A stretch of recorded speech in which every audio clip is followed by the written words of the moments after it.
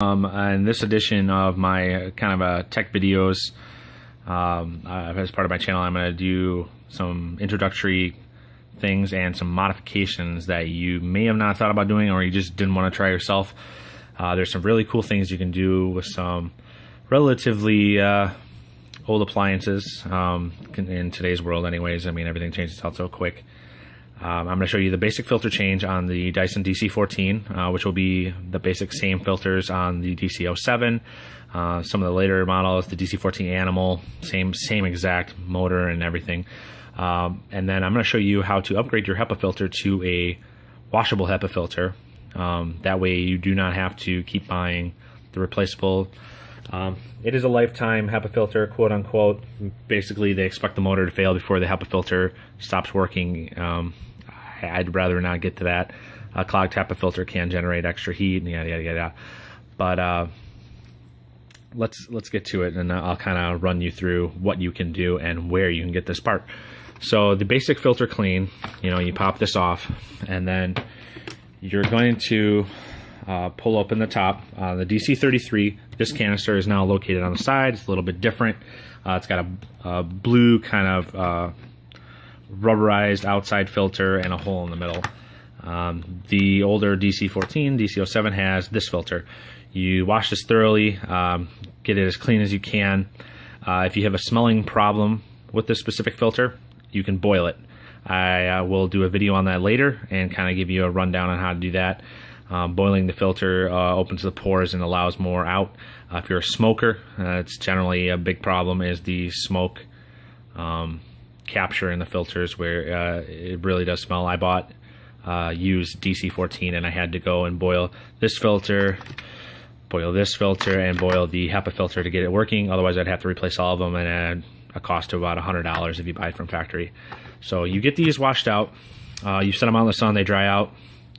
Make sure they're 100% dry, otherwise you will get mildew and mold, and you will have to go through that whole process even if you have brand new filters. So be very, very careful. They have to be dry.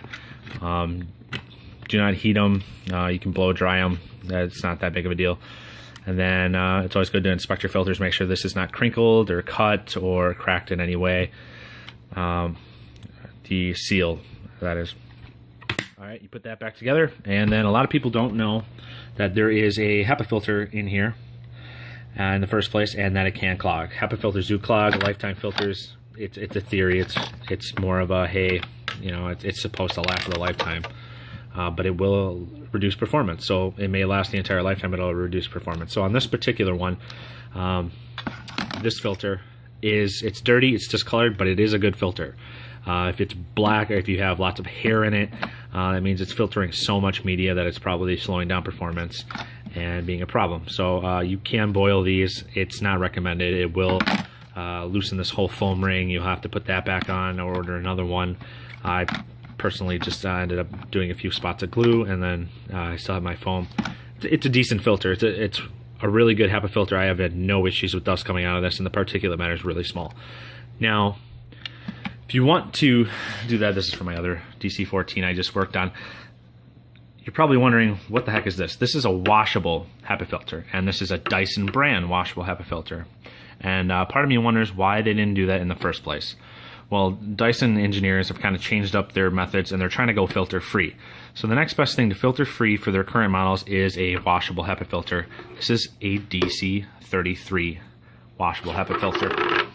Now, here's your part number. Just pause the video if you want to, take a picture of that and get your actual part number exact. The used filters on eBay, or not used filters, but aftermarket and generics of the DC33, most times are not washable. I've asked them specifically, the sellers, if they're washable. No, they're paper replacements for the DC33. The only true, genuine washable HEPA filter is from Dyson itself. Now, as you can see, there's very, very little variation, and this is why I went to a display. I cracked open the filters to see the DC33 and I went, what's the improvements? I kind of studied it.